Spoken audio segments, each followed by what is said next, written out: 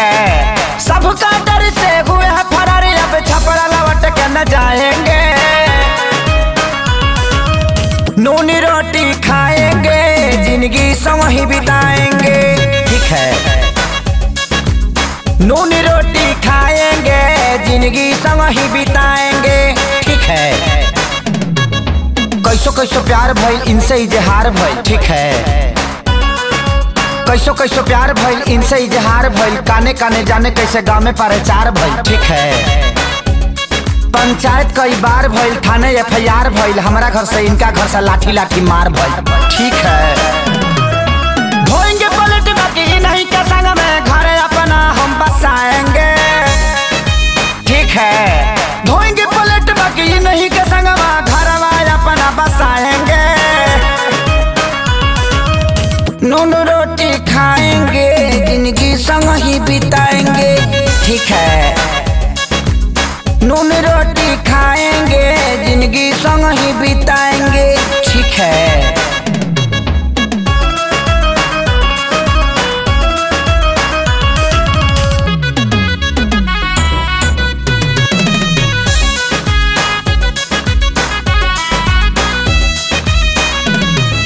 जाड़ा वाला रात रहे माघी बरसात रहे। ठीक है, जाड़ा वाला रात रहे माघी बरसात रहे। 8 बजे मिले खातिर इनका से बात रहे। ठीक है, मिले वाला धुन रहल, देह में जुनून रहल। काट लेलस कुकुर साला हर हर खून बहल। ठीक है, गोली भोले मारी दी कोई, इनको न हम बिसराएंगे।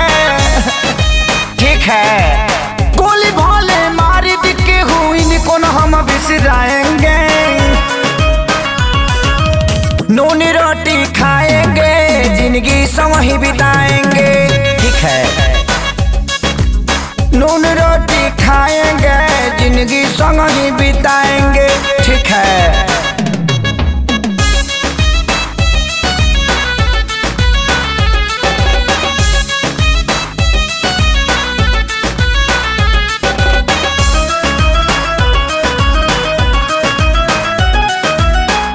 मर जाए इनका खातिर लड़ जाए। ठीक है, कट जाए मर जाए इनका खातिर लड़ जाए। कोर्ट मैरिज खातिर जज से भी अड़ जाए। ठीक है, संगे प्यारे लाल बाड़े, सोनू खुशहाल बाड़े, प्रणव आजाद आशीष कइले ख्याल बाड़े। ठीक है,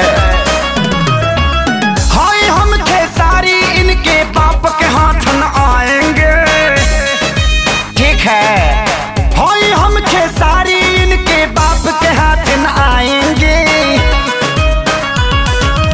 नून रोटी खाएंगे, जिंदगी संग ही बिताएंगे। ठीक है, हबड़ा में रह जाएंगे, छपड़ा कहियो न जाएंगे। अरे नहीं हबड़ा में नहीं, हम गलती से बोला गई। ठीक है, नून रोटी खाएंगे, जिंदगी संग ही बिताएंगे। ठीक है, नून रोटी खाएंगे, जिंदगी संग ही बिताएंगे।